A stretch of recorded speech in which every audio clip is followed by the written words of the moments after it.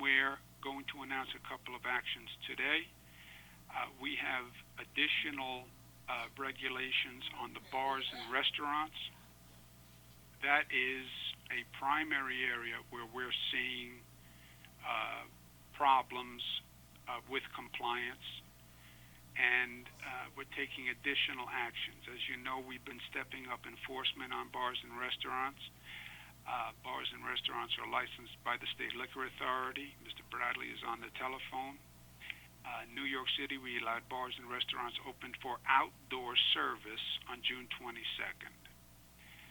There is significant evidence of failure to comply. The state itself has looked at over 5,000 establishments in downstate New York and found many cases of a failure to comply. It's wrong, it's dangerous, it's selfish, it's unacceptable, it's also illegal.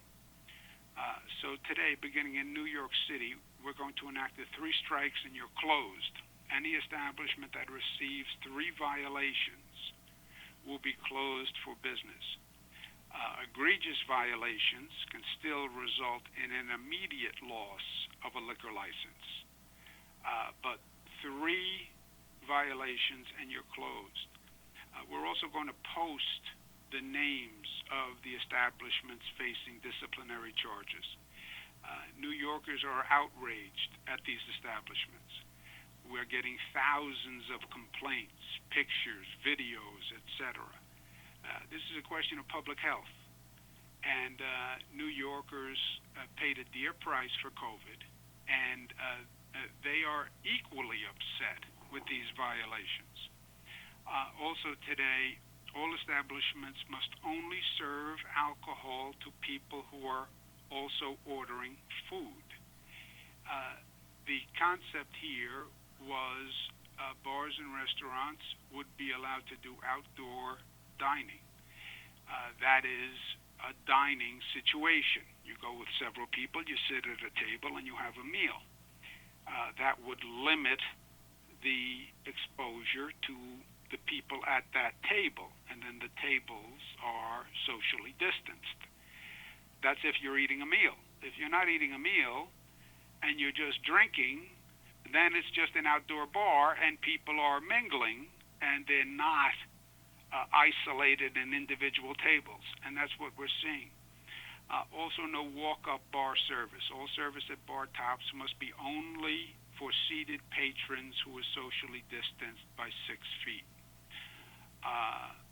So those regulations will go into effect.